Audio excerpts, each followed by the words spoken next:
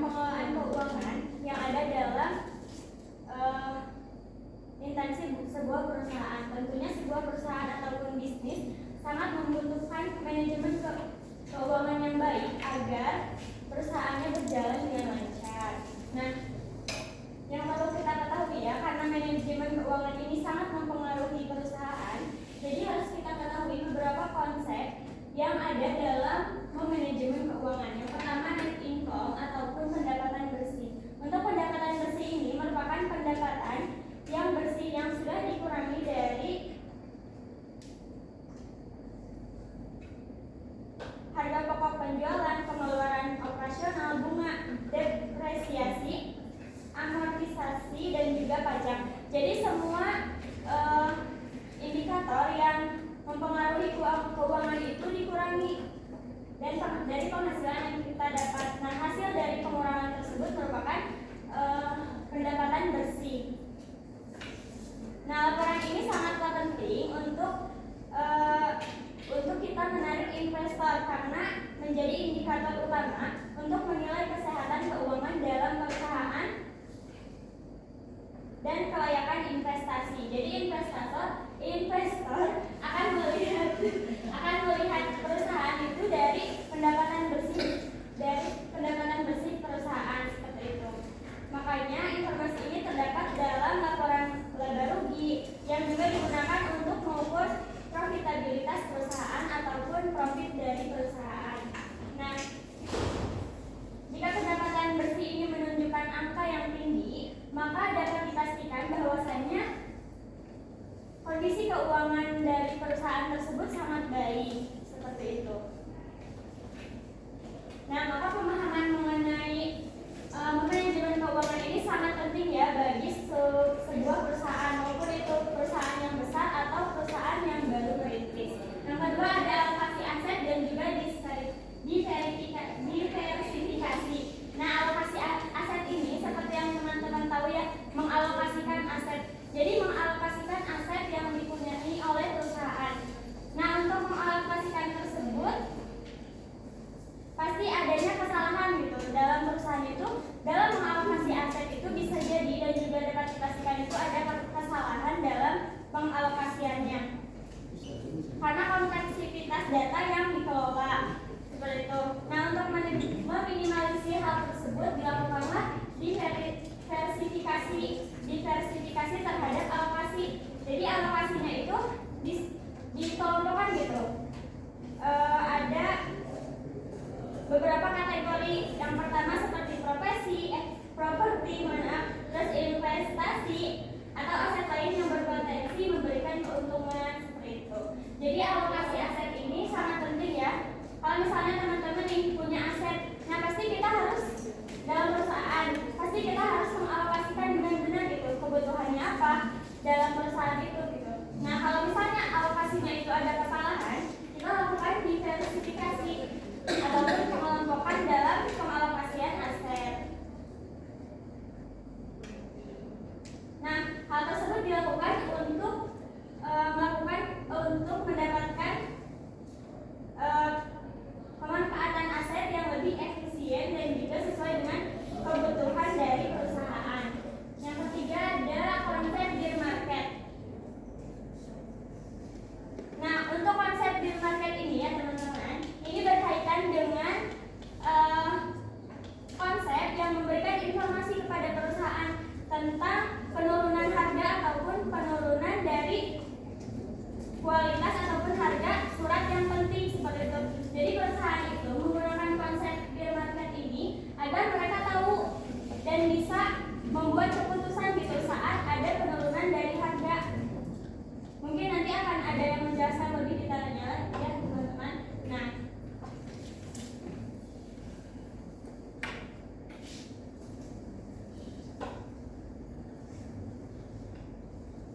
untuk memahami dinamika konsep deal market ini sangat penting ya teman-teman, terutama dalam merumuskan strategi keuangan dan juga pengambilan keputusan bisnis. Pengetahuan ini juga dapat digunakan sebagai alat mitigasi resiko dalam menghadapi ketidakstabilan pasar seperti itu. Jadi pokoknya konsep deal market ini berhubungan dengan informasi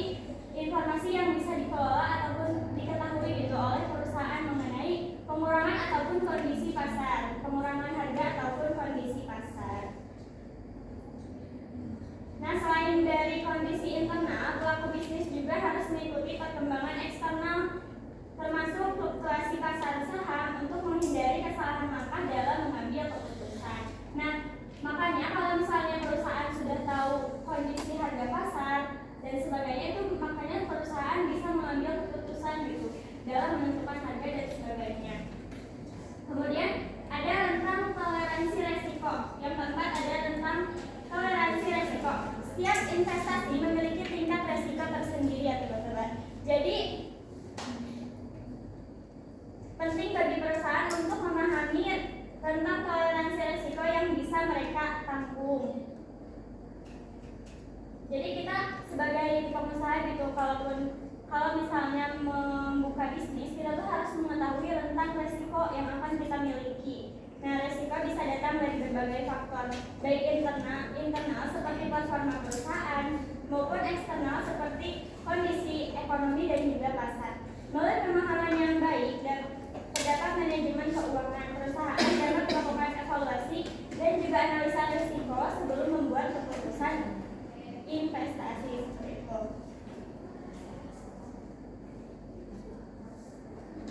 Nah, melakukan riset dan juga analisa mendalam sebelum melakukan investasi, sebelum investor melakukan investasi sangat penting untuk mengurangi dampak dari potensi kerugian. Banyak pendekatan yang bisa dilakukan untuk mengurangi resiko tersebut.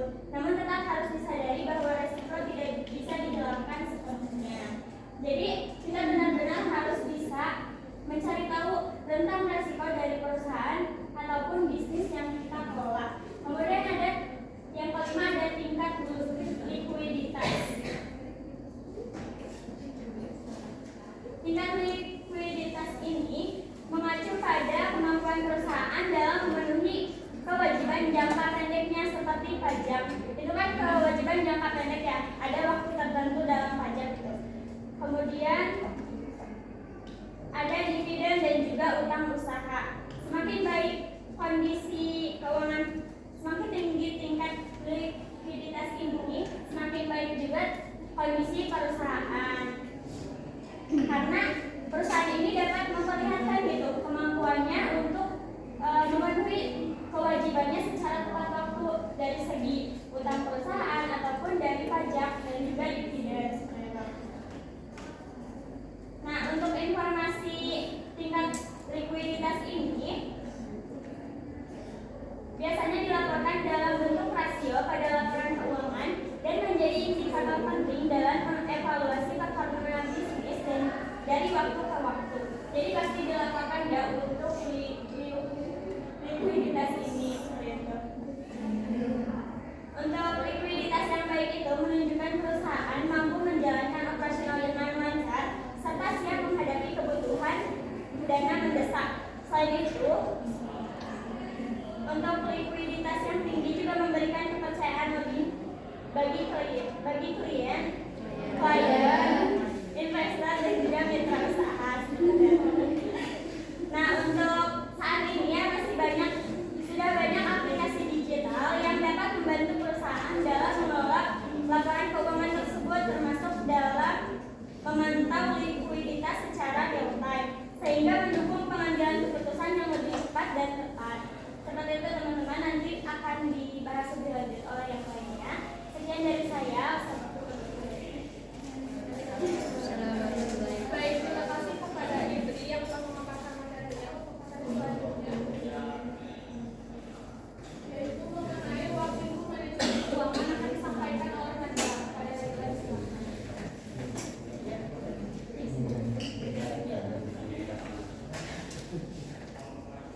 Baik, terima kasih moderator atas kesempatannya.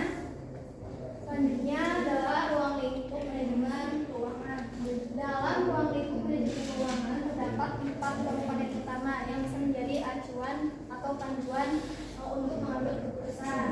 Yang pertama, ada keputusan investasi. Keputusan investasi yaitu bagaimana manajer keuangan harus mengalokasikan dana ke dalam bentuk-bentuk investasi yang akan mendatangkan keuntungan di masa depan. Investasi kan artinya penanaman uang atau modal dalam suatu aset atau instrumen dengan tujuan memperoleh keuntungan. Misalnya dalam aset Contoh, Indra izin ya. Misalkan Indra membuka usaha makanan ringan, yaitu basreng kering. Nah, sehari dia bisa menghasilkan atau memproduksi 20 pieces. Tetapi misalkan ya 20 pieces. Nah, teman-teman tuh ada yang pesan lebih banyak gitu dalam sehari atau pendapat atau permintaannya lebih banyak gitu daripada hari-hari sebelumnya. Nah, Ira tuh berpikir, apakah saya harus membeli mesin pemotong basreng misalkan untuk mempermudah seperti itu. Kan Ira tuh harus memikirkan keuntungannya juga, apakah lebih menguntungkan untuk membeli mesin atau tidak, atau lebih baik sewa seperti itu. Itu berarti itu masuk pada keputusan investasi dalam asetnya yaitu membeli mesin. Dapat dipahami? Oke, selanjutnya keputusan pendanaan. Keputusan pendanaan sering disebut sebagai kebijakan struktur modal. Manajer keuangan dituntut untuk mempertimbangkan dan menganalisis kombinasi-kombinasi dari sumber dana yang ekonomis bagi perusahaan guna membelanjai kebutuhan investasi serta kegiatan usahanya. Misalkan tadi Indra memilih untuk membeli mesin. Nah, harga mesin yang ingin dibeli harganya 12 juta. Tetapi Indra mempunyai tabungan 5 juta. Nah, dapat dimengerti kan? 5 juta. Ya, Indra punya tabungan 5 juta. Nah, Indra pasti mempunyai pilihan atau berpikir untuk apakah sisanya mau pinjam ke bank atau misal ke koperasi mahasiswa. Kalau ke bank misalkan 15% bunganya, ke koperasi mahasiswa 5%, atau menjadikan Sahrul sebagai partner. Bisa dimengerti? Ya, itu kan harus dipikir lagi gitu. Dipertimbangkan. Dalam hal ini manajer keuangan harus mempertimbangkan bunga dan kemudahan cicilan. Nah, ini masuk kepada keputusan pendanaan. Yang selanjutnya kebijakan dividen. Dalam kebijakan dividen adalah keputusan tentang pembagian laba bersih kepada pemegang saham, baik dalam bentuk dividen tunai maupun dividen saham. Manajer keuangan harus menentukan proporsi yang tepat antara dividen yang dibagikan dan laba yang ditahan untuk pembiayaan internal, seperti pengembangan usaha atau dana cadangan. Kebijakan ini perlu mempertimbangkan kesejahteraan pemegang saham dan keberlanjutan perusahaan. Misalkan tadi Indra memilih untuk menjadikan Sahrul partner, kan otomatis itu nanti sebentar. Nah, misalkan nanti kita tuh mendapatkan keuntungan bersih setelah 6 bulan berwirausaha, dia mendapatkan keuntungan bersih sekitar 30 juta. Nah, apakah 30 juta itu akan ia bagikan seperti ke pemegang saham, ke Sahrul, atau dia akan mengembangkan usahanya? Itu adalah kebijakan dividen yang harus dipertimbangkan juga. Dapat dimengerti? Ya. Selanjutnya keputusan modal kerja. Dalam keputusan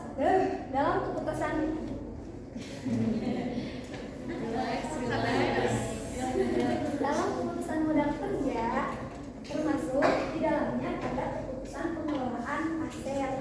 Keputusan modal kerja berkaitan dengan pengelolaan aset lancar dan kewajiban jangka pendek perusahaan untuk memastikan kelancaran operasional sehari-hari.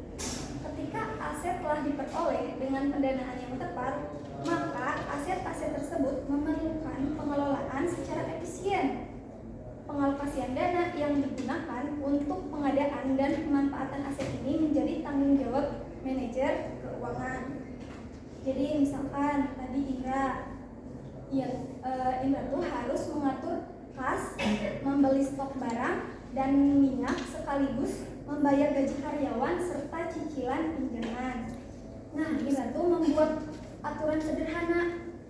Jadi bahan baku atau basreng hanya disimpan untuk 3 sampai 5 hari agar selalu segar.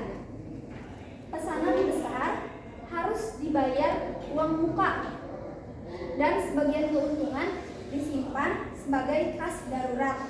Dengan cara itu, operasional harian berjalan lancar tanpa hambatan. Sekian materi yang dapat saya sampaikan. Mohon maaf apabila ada kekeliruan. Terima kasih. Baik, terima kasih kepada Nabila yang telah memaparkan materinya. Untuk materi selanjutnya, yaitu mengenai manajemen keuangan dalam bisnis yang akan disampaikan oleh Selvi. Kepada Selvi, silakan. Baik, terima kasih kepada moderator yang mempersilahkan saya untuk menyampaikan materi mengenai manajemen keuangan dalam bisnis. Manajemen keuangan merupakan salah satu aspek penting dalam menjalankan sebuah bisnis karena berkaitan langsung dengan sumber daya yang dimiliki oleh perusahaan. Nah, tanpa manajemen keuangan yang baik, sebuah usaha akan kesulitan dalam mempertahankan kelangsungan operasional maupun tujuan jangka panjangnya. Nah, terdapat beberapa alasan utama mengenai pentingnya manajemen keuangan dalam bisnis. Yang pertama ada mengetahui pengeluaran modal. Setiap bisnis membutuhkan modal untuk beroperasi, baik itu modal awal maupun modal tambahan. Nah, seorang manajer keuangan harus memastikan bahwa modal yang digunakan itu tepat sasaran. Pengeluaran modal harus diarahkan pada hal-hal yang produktif seperti investasi dalam aset, misalnya mesin, gedung dan peralatan, atau aset tidak berwujud seperti lisensi atau hak cipta yang dapat memberikan keuntungan di masa depan. Yang kedua ada mengelola kas operasional. Kas operasional menjadi faktor penting dalam kegiatan bisnis agar tetap berjalan. Nah, dengan pengelolaan kas yang baik, perusahaan dapat menghindari kesulitan dalam memenuhi kewajiban seperti membayar gaji karyawan, membayar biaya sewa, dan maupun asuransi. Yang ketiga ada menurunkan biaya.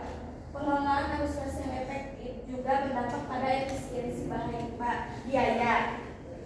Nah, dengan perencanaan dan pengawasan yang baik, perusahaan dapat menekankan biaya operasional seminimal mungkin tanpa mengorbankan kualitas produk atau layanan. Misalnya dengan mengurangi penggunaan beban listrik yang tidak diperlukan atau memberi persediaan dalam jumlah yang lebih besar agar mendapat potongan harga. Yang terakhir ada membantu perencanaan pajak. Pajak merupakan kewajiban yang harus dipenuhi oleh setiap perusahaan. Nah, dengan adanya perencanaan pajak yang baik, perusahaan dapat memastikan bahwa kewajiban pajaknya dipenuhi tepat waktu sesuai dengan peraturan yang berlaku. Manajemen keuangan membantu dalam menyiapkan laporan keuangan yang akurat, memprediksi jumlah pajak yang harus dibayar, serta menyusun strategi untuk mengoptimalkan pembayaran pajak tanpa melanggar hukum. Nah, hal ini penting agar perusahaan terhindar dari denda atau sanksi pajak yang berlaku. Sekian pematerian dari saya kembalikan kepada moderator. Baik, terima kasih kepada Selvi yang telah memaparkan materinya. Untuk materi selanjutnya yaitu mengenai konsep dasar penanaman modal dalam usaha akan disampaikan oleh Zakia. Pada Zakia, terima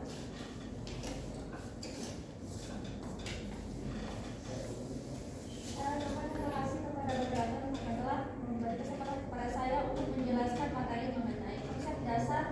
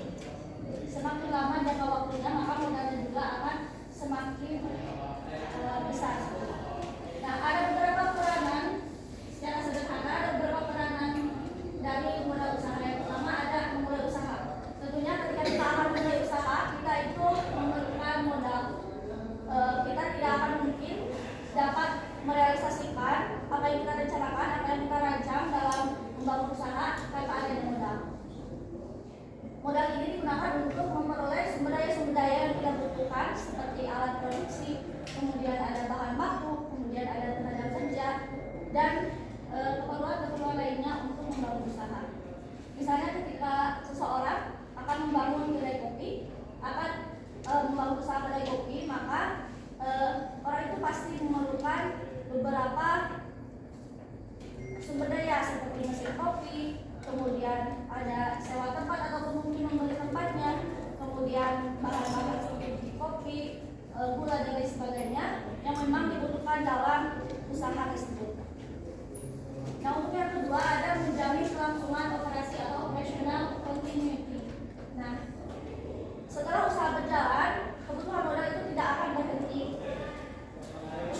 Usaha itu memerlukan modal kerja untuk menjalankan operasional sehari-hari seperti pembelian bahan baku, pembayaran gaji karyawan, pembayaran listrik dan air, distribusi dan berbagai pengeluaran lainnya yang dibutuhkan dalam operasional usaha tersebut. Nah, jika tidak tersedia modal yang cukup, maka operasional itu bisa terganggu. Kemudian ada yang ketiga, mendorong pertumbuhan usaha.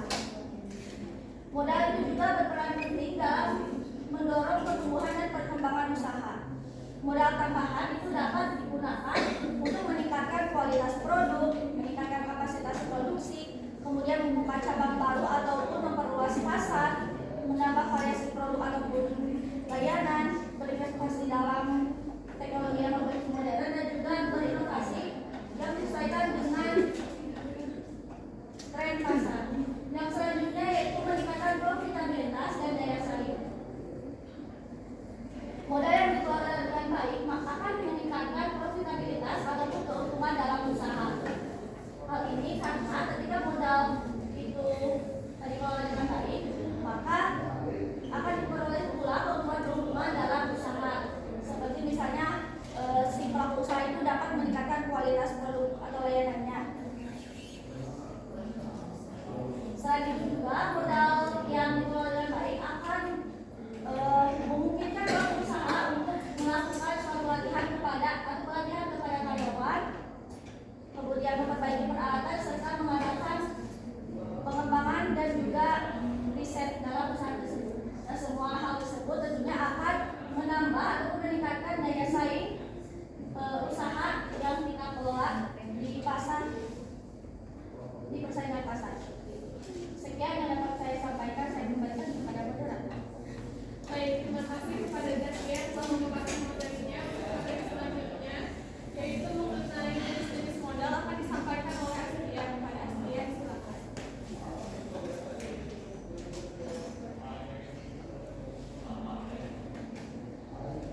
Oke, terima kasih kepada moderator yang telah mempersilahkan saya untuk memaparkan materi selanjutnya mengenai jenis-jenis modal dalam kewirausahaan. Oke, teman-teman, seperti yang kita ketahui bahwa dalam berwirausaha tentunya kita itu memerlukan modal. Nah, kira-kira apa saja sih jenis-jenis modal? Nah, akan dibahas oleh saya saat ini. Yang pertama berdasarkan sumber modal terbagi dua menjadi modal asing atau NPWP. Yang kedua yang pertama modal sendiri atau NPWP, yang kedua modal asing. Modal sendiri adalah modal yang berasal dari pemilik perusahaannya, jadi tidak meminjam ke pihak lain. Nah, modal sendiri ini memiliki kelebihannya yaitu tidak terdapat biaya bunga atau administrasi. Yang keduanya yaitu tidak tergantung kepada pihak lain karena pemilik yang mengeluarkan dana dan modal, seperti itu.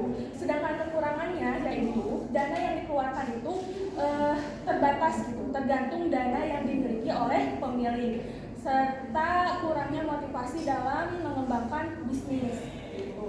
Nah, sumber utama modal sendiri ini meliputi modal disetor atau investasi awal. Jadi adalah dana yang disetor pemilik di awal untuk berbisnis. Yang kedua yaitu modal ditahan. Modal ditahan ini adalah akumulasi laba bersih yang digunakan untuk mengembangkan bisnisnya seperti itu. Yang kedua yaitu modal asing ya, atau pinjaman, yaitu modal yang berasal dari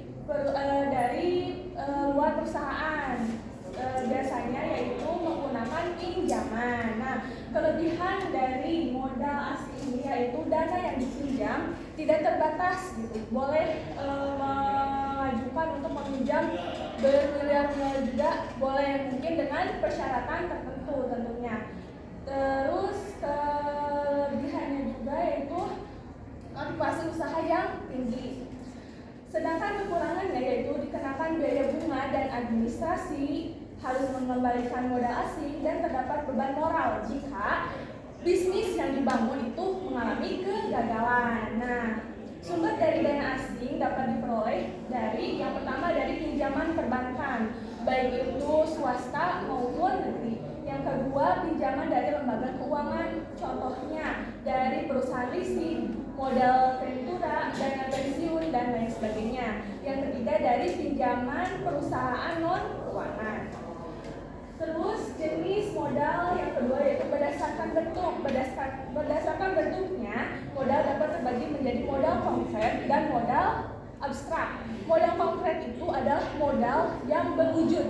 Jadi wujudnya ada, misalnya mesin, kendaraan, peralatan, jadi ada kan wujudnya. Sedangkan modal dari bentuk abstrak tidak berwujud, contohnya hak merek, terus jaringan, dan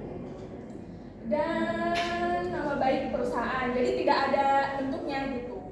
Itu. Yang ketiga berdasarkan kepemilikan. Berdasarkan kepemilikan terbagi menjadi dua, yaitu perseorangan dan publik atau masyarakat. Modal dari perseorangan ini contohnya yang berasal dari milik pribadi gitu. Contohnya dari tanah yang disewakan, terus kendaraan, tanah, rumah pribadi seperti itu. Sedangkan modal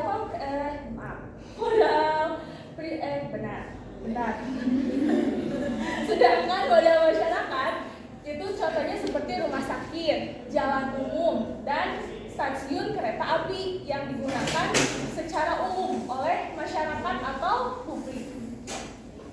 Terus yang keempat, yang terakhir berdasarkan sifat.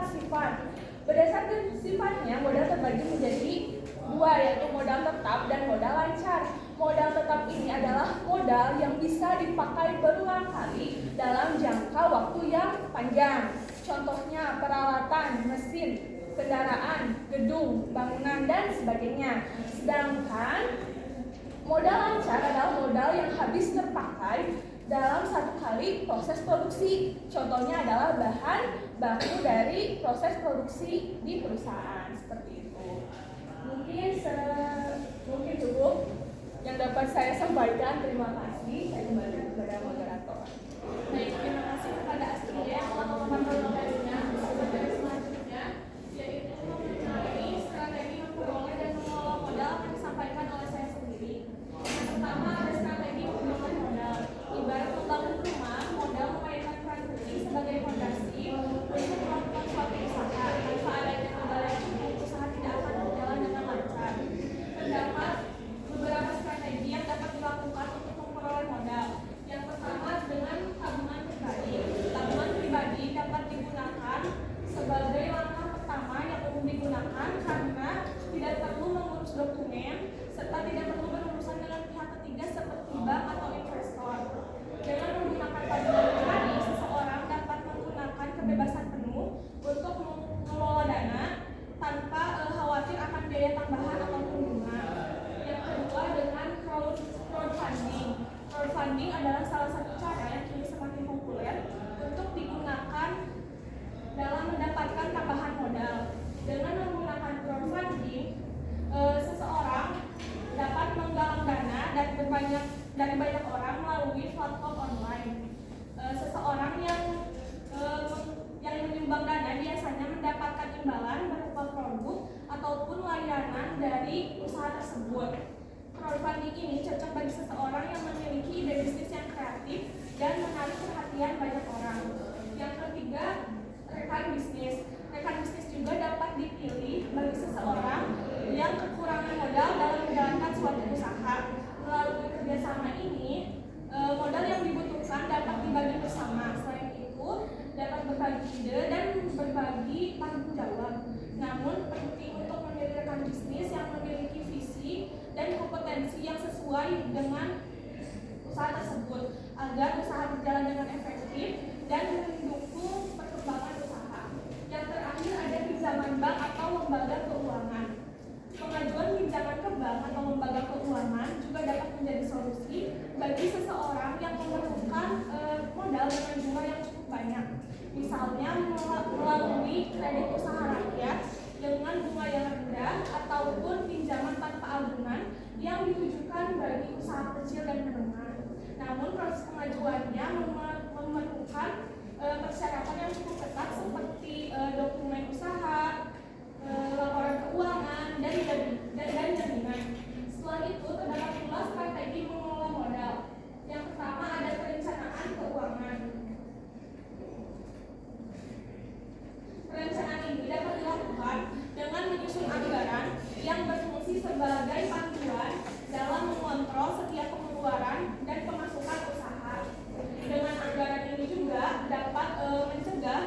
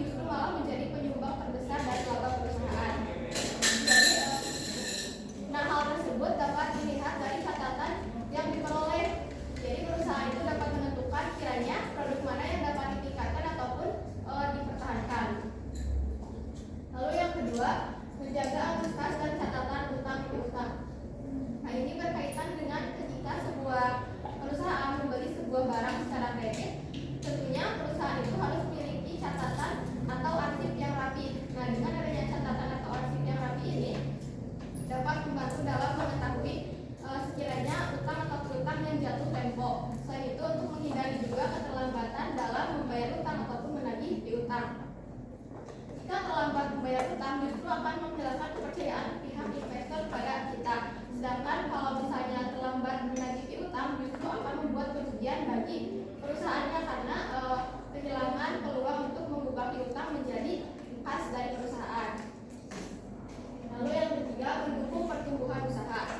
Nah, semakin besar sebuah perusahaan, maka semakin tidak mungkin jika hanya mengandalkan ingatan semata. Makanya diperlukan adanya pencatatan yang rapi dan jelas.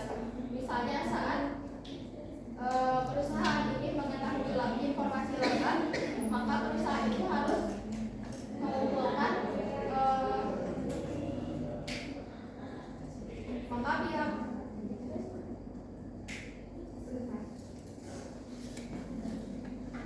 Nah, semakin besar sebuah perusahaan, maka semakin tidak mungkin jika hanya mengandalkan ingatan semata. Makanya diperlukan adanya informasi catatan keuangan. Misalnya saat pihak manajemen itu ingin mengetahui informasi dari laba perusahaan, maka harus mengumpulkan adanya pencatatan pembayaran, kemudian transaksi, pengeluaran, dan lain sebagainya. Nah, jika salah satu dari aspek tersebut ada yang kurang ataupun hilang, maka akan kehilangan ketepatan dan keakuratan dari laba perusahaan. Kemudian terdapat prinsip pencatatan keuangan, yakni yang pertama ada kesatuan usaha. Nah, ini berarti bahwasanya usaha itu sebagai suatu badan yang berdiri sendiri, berpisah antara usaha dengan pemilik dari pribadi. Maka sebaiknya antara keuangan usaha dengan pribadi itu dipisahkan sebaiknya agar tidak bercampur. Kemudian periodisasi. Nah, ini tuh berkaitan dengan setiap transaksi itu dicatat secara rutin untuk memudahkan dalam membuat laporan keuangan. Laporan itu dapat dibuat berkala seperti seminggu, per minggu, atau per bulan, per tahun, bahkan per semester.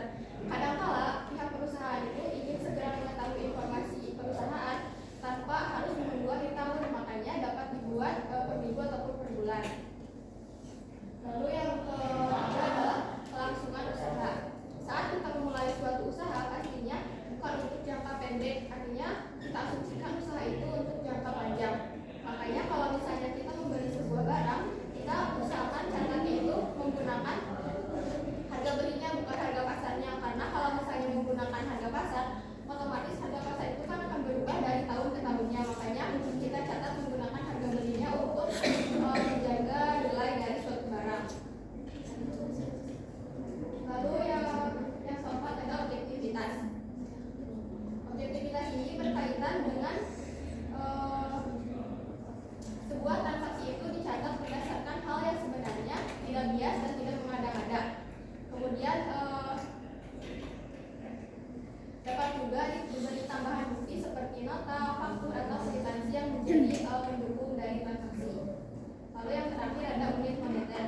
Unit moneter ini berkaitan dengan nilai mata uang yang kita gunakan. Misalnya jika kita menggunakan mata uang itu yakni rupiah, nah itu harus diseragamkan antara buku catatan pertama dengan catatan selanjutnya ini menggunakan mata uang rupiah. Begitupun kalau misalnya ada transaksi dari luar negeri kan menggunakan dolar, nah kita harus konversikan mata uang tersebut ke mata uang yang kita gunakan yakni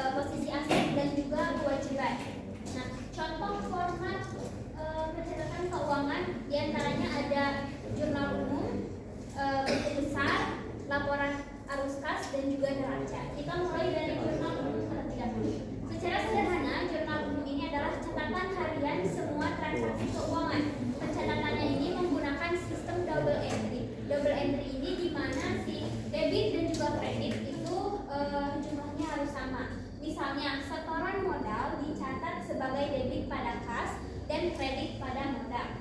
Teman-teman boleh buka makalah, di sana ada contoh tabel jurnal umum karena di salingernya tidak dicantumkan, jadi boleh untuk dibuka. Di sana ada contoh tabel jurnal umum di mana formatnya ada tanggal, uraian, debit dan juga kredit. Tanggal ini menunjukkan kapan transaksi terjadi. Uraian menjelaskan jenis transaksi, misalnya setoran modal atau pembelian alat. Debit digunakan untuk mencatat penambahan aset atau pengeluaran tertentu, dan kredit digunakan untuk mencatat sumber dana atau pengurangan aset.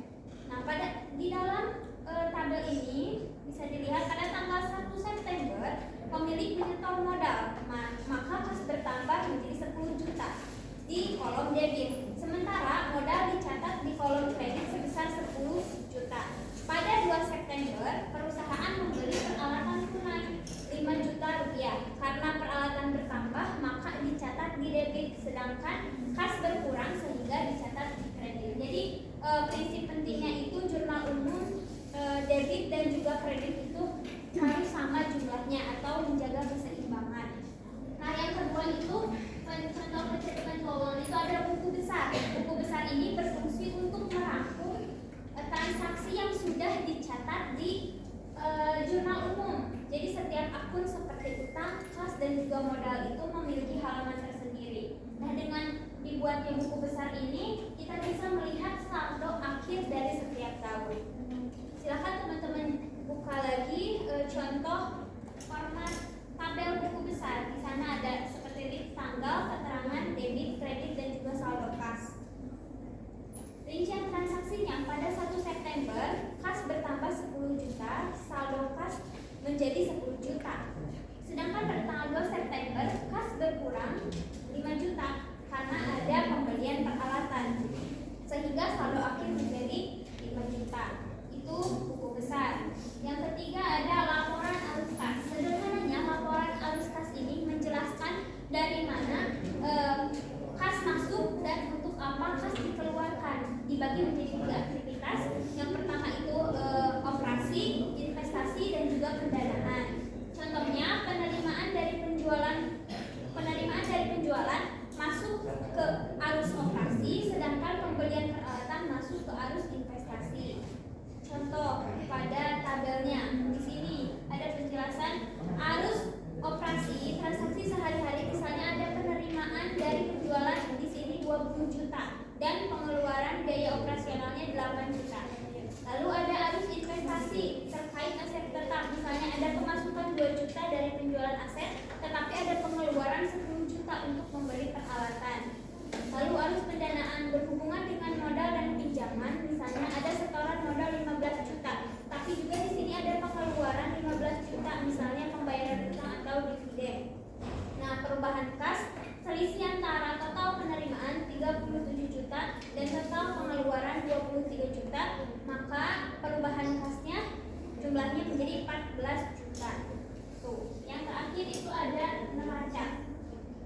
Neraca ini menunjukkan posisi keuangan pada waktu tertentu, terdiri dari 2 sisi, yaitu aset di satu sisi serta kewajiban dan ekuitas di sisi lainnya. Prinsipnya, jumlah aset harus sama dengan jumlah kewajiban ditambah ekuitas. Di sini ada contohnya, contoh neraca sederhana. Di sana ada format aset, jumlah kewajiban dan ekuitas serta jumlah. Pada aset, harta yang dimiliki seperti kas itu ada 5 juta, piutang 2 juta dan peralatan 1 juta. Total asetnya menjadi 8 juta. Kewajiban atau utang usaha itu ada 3 juta, ekuitas modal pemilik 4 juta, total kewajiban dan ekuitas di sana 7 juta. Jika aset 8 juta sedangkan kewajiban 3 juta, berarti sisa 5 juta adalah milik pemilik, ekuitas bersih. Mungkin itu saja saya sampaikan, saya kembalikan kepada moderator. Baik, terima kasih kepada Dede untuk materi selanjutnya, yaitu mengenai konsep dasar analisis keuangan akan disampaikan oleh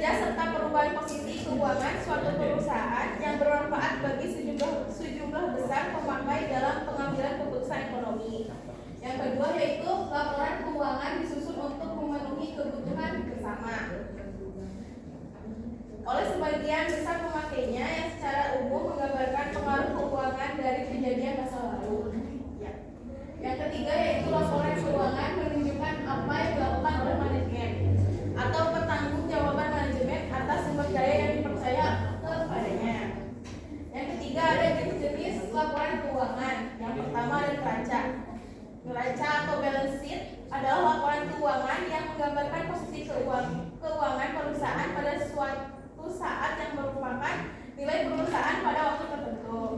Yang kedua adalah laporan laba rugi yang bisa disebut sebagai income statement atau profit and loss statement, membandingkan pendapatan terhadap beban pengeluaran untuk menentukan laba atau rugi.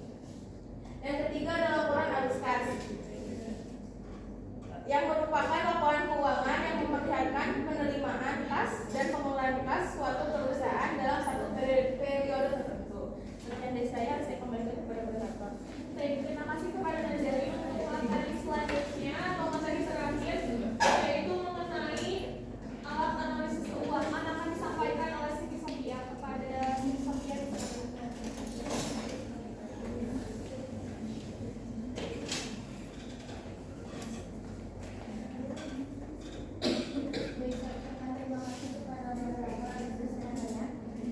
Materi terakhir yaitu mengenai alat analisis keuangan. Alat analisis keuangan merupakan metode atau teknik yang digunakan untuk mengevaluasi kondisi keuangan suatu perusahaan berdasarkan data laporan keuangan.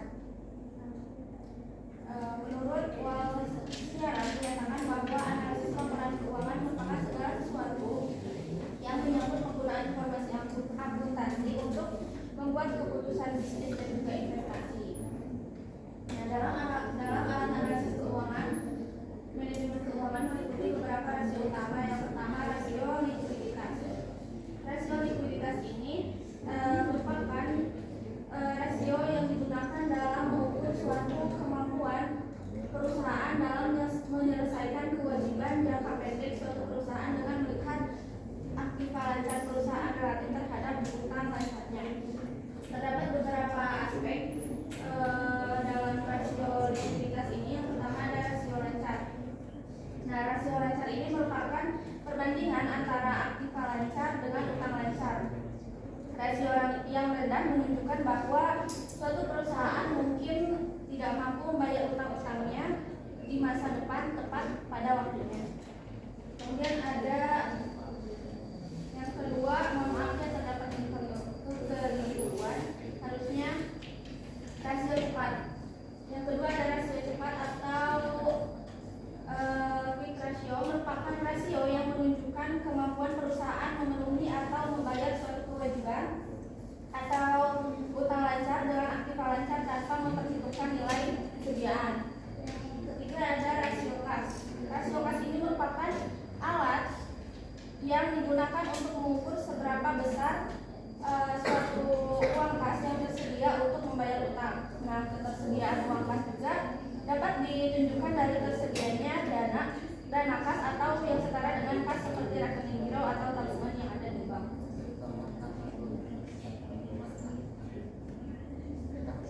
Kemudian yang kedua ada rasio solvabilitas.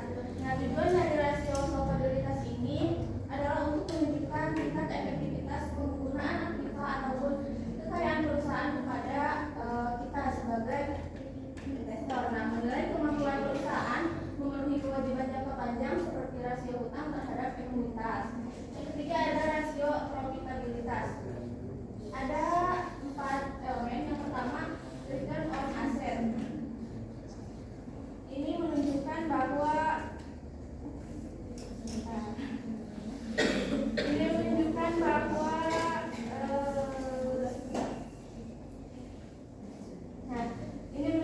kemampuan suatu perusahaan dengan menggunakan seluruh aktiva yang dimiliki untuk menghasilkan laba setelah pajak. Nah, rasio ini penting bagi pihak manajemen untuk mengevaluasi suatu efektivitas dan efisien manajemen perusahaan dalam mengelola seluruh aktiva perusahaan. Yang kedua ada return on equity. Ini menunjukkan kemampuan perusahaan untuk menghasilkan laba setelah pajak dengan menggunakan modal sendiri yang dimiliki oleh suatu perusahaan. Yang ketiga ada profit margin ratio. Untuk tujuannya itu untuk mengukur kemampuan perusahaan dalam menghasilkan laba dengan menggunakan penjualan yang dicapai oleh suatu perusahaan. Yang keempat ada basic earning power. Nah,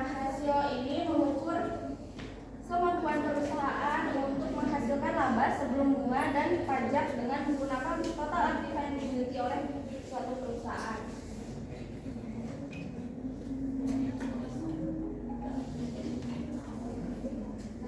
Yang terakhir ada rasio aktivitas. Rasio aktivitas ini memiliki tujuan, yaitu analisis rasio keuangan ini tujuannya untuk melihat pada beberapa aset, kemudian menentukan berapa tingkat aktivitas tersebut pada tingkat kegiatan tertentu.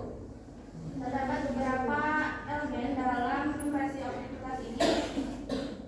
Yang pertama ada perputaran persediaan.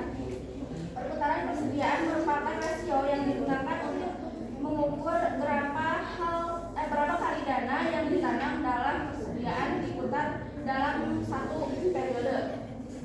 Yang kedua ada perputaran piutang. Perputaran piutang ini memberikan wawasan tentang kualitas piutang dan kesuksesan perusahaan dalam mengumpulkan piutang dagang tersebut.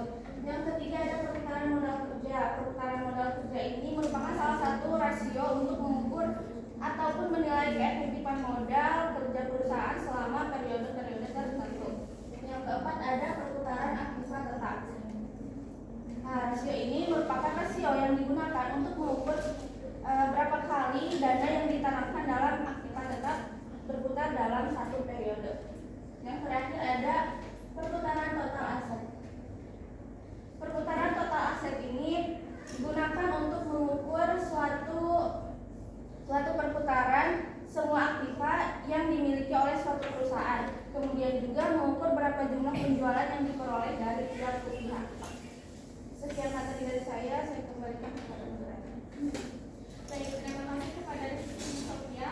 Ini rekan-rekan, sesi pematerian dari awal hingga akhir telah kita simak bersama. Untuk selanjutnya kita masuk di sesi diskusi.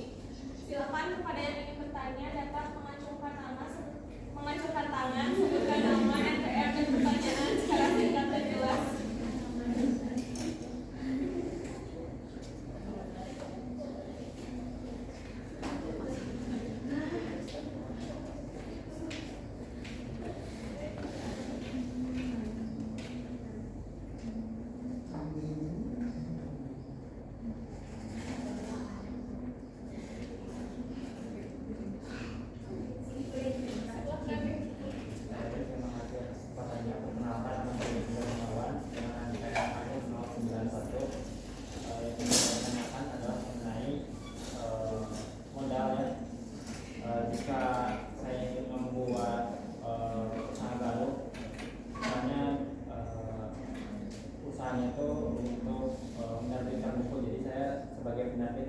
Saya kan butuh tanpa alat-alat dan sebagainya. Jika misalnya saya memiliki modal yang sedikit, apakah jalur apa atau misalnya pinjaman apa yang kalian rekomendasikan agar saya dapat memulai usaha saya? Kemudian kebutuhan apa dulu yang harus saya keluarkan untuk memulai usaha saya? Terima kasih.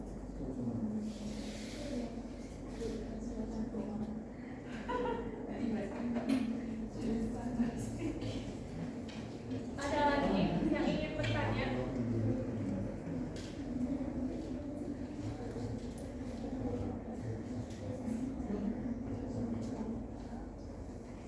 Baik, Indra, izinkan kami untuk berdiskusi terlebih dahulu.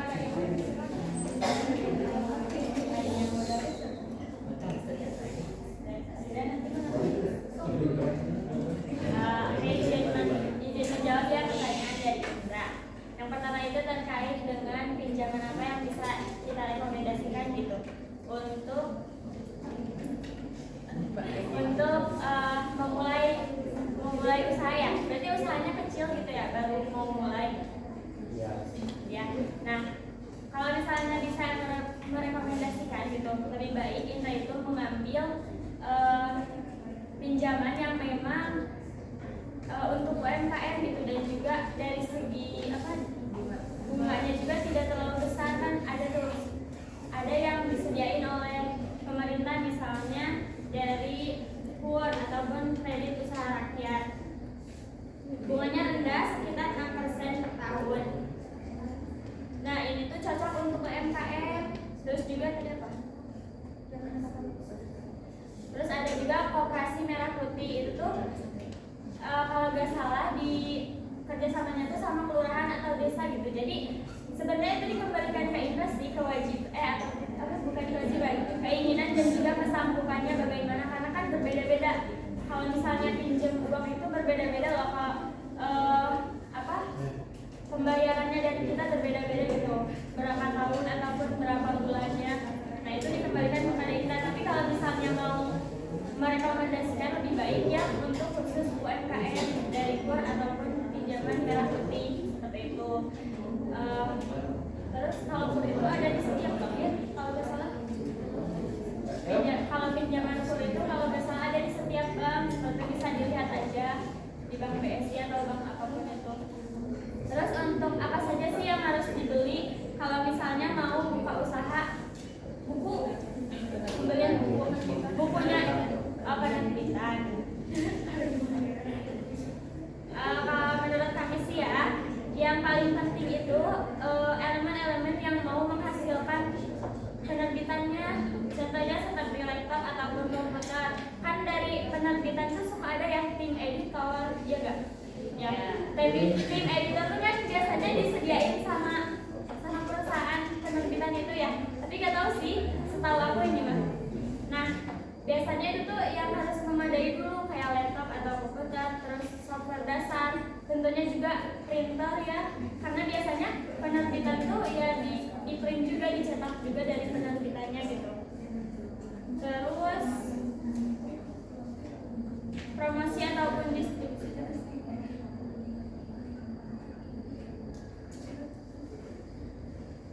Nah seperti itu sih paling yang hal dasarnya dulu, terutama kalau misalnya Indra tuh masih mau membuka dan belum ada karyawan lain gitu. Jadi lebih baik yang memadai dulu. Tapi kalau misalnya udah ada karyawan, mungkin harus disesuaikan juga dengan pendapatannya. Cukup atau mau ada yang menambahkan?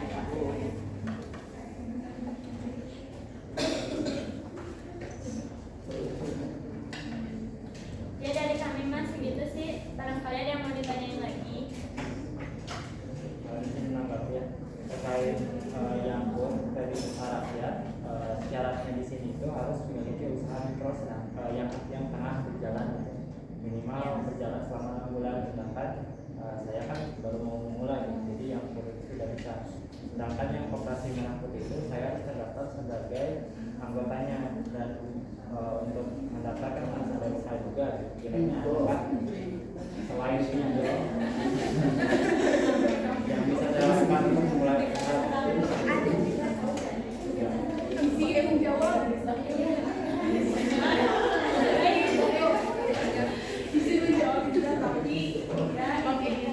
Pasti ya, karena kamu itu bukan konsultan keuangan. Seperti itu ya, kamu juga harus baca gitu dari sumber-sumber dari internet, dan tentu gitu ya kepastiannya itu benar atau tidak. Nah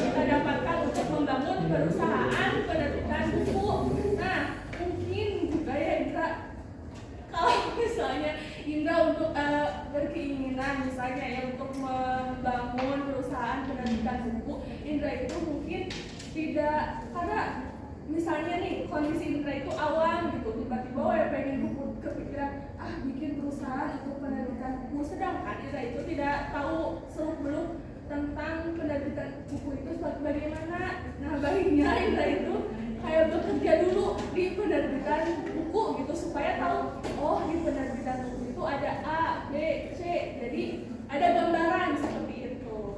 Itu sih Indra, mohon maaf bila ada kesalahan.